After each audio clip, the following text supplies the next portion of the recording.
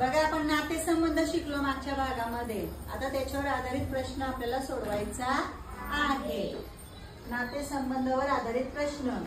एका मुलाकडे बोट दाखवून शशांक म्हणाला, तो माझ्या आजीच्या एकुलत्या एक मुलाचा मुलगा आहे. तर शशांकचे त्या मुलाशी असलेले नाते कोणते? वडील, काका, मुलगा, भाऊ. या 4 पर्यायांपैकी योग्य उत्तर आपल्याला शोधायचं आहे.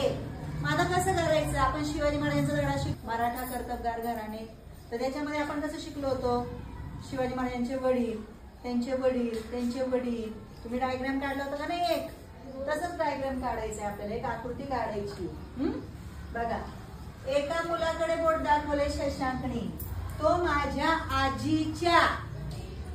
आजी कोण असते आपली? कोणाची कोण असते?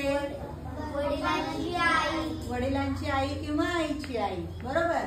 मग आता बघा, शशांकचे वडील. बरोबर. शशांकचे वडील. वडील आहे म्हणून आपण वरती घेणार आहे त्याला, बाणाचं टोक खाली करणार आहे.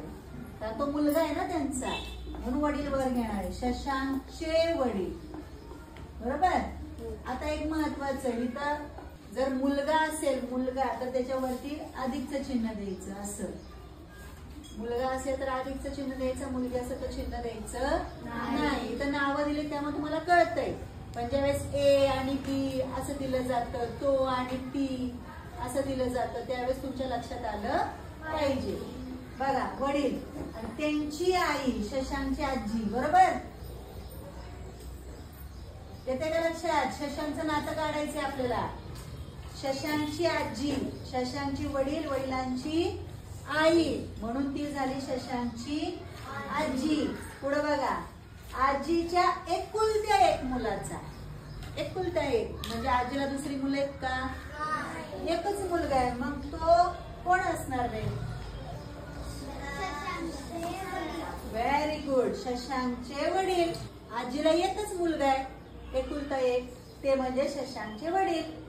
मग शशांकचे त्या मुलाशी असलेले नाते कोणते? भाई. भाई. बरोबर.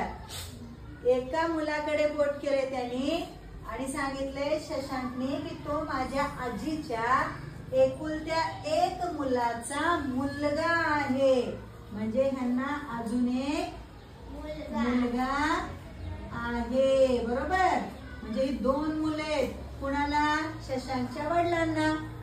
मग सांगा, शशांक त्या मुलाचा कोण? भाऊ. आता भाऊ आहे म्हणून आपण मध्ये बरोबरचं चिन्ह करायचं. समसमान. बहीण भाऊ असेल तर मध्ये बरोबरचं चिन्ह द्यायचं. किती सोपं आहे. असं जर तुम्ही केलं तर तुमचा प्रश्न चुकणार नाही. अशा पद्धतीने सोडवायचं. असं मनात नाही करायचं. असं आकृती काढायची आणि त्यानुसारच करायचं. समजलं? हो. घ्या लिहून.